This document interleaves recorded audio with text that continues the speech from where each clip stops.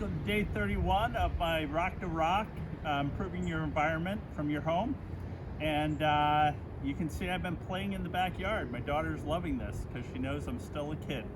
I wanted to talk to you today about connecting your kid. We got Earth Day coming up this week, and probably one of the most important things we can do as parents, or aunts or uncles or whatnot, is to connect children with nature and to make it not seem like a dirty, buggy, dangerous place, but to have them be able to connect with it at their level. And I believe it's the Montessori school slogan is sort of like the work of children is play. And so we want to encourage our kids to get out into the yard and play and not have anything be necessarily sacred in the yard. But it's also a great opportunity that if you need a hole dug for a tree or shrub that you're going to plant later on in the season, I'm sure the kids would love to help out digging that hole for days on end. You can see Grace, if you come in a little bit closer here. So if you dig a hole, you can find some worms, which is great.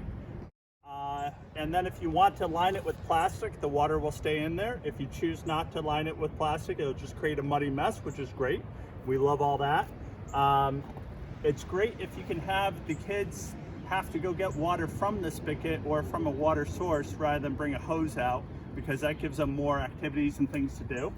And you can have not just a pond, they can have a river.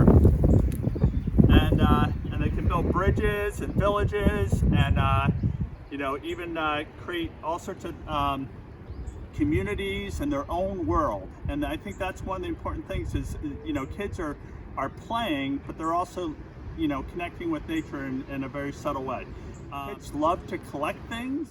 They like to make potions, fairy houses. There's just about an endless amount of things that a kid could find in their backyard to do if encouraged to, and you just provide them a few little things.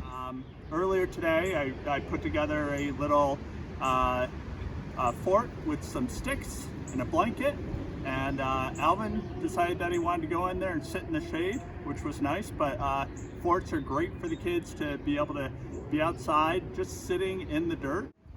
One of my favorite books, and I can loan this to anybody that wants, is The Last Child in the Woods. This was really very insightful. A lot of kids these days are connecting to nature initially through playing organized sports. Just to go for a walk in the woods is probably not a lot of kids' abilities or even on the radar. And so that unstructured play in the woods, I think, is one of the best ways where kids can start to connect with nature, understand a little bit about systems. So anyways, anybody that's interested in this, hit me up, I'll send it to you. With all the chalk art that's been out there these days, one of the things that my nieces like to do is they like to take a rock and crush up the chalk and make a paste and a paint, and that helps them to understand a little bit about things, one thing being harder than the next, passively, but they're also having a whole lot of fun.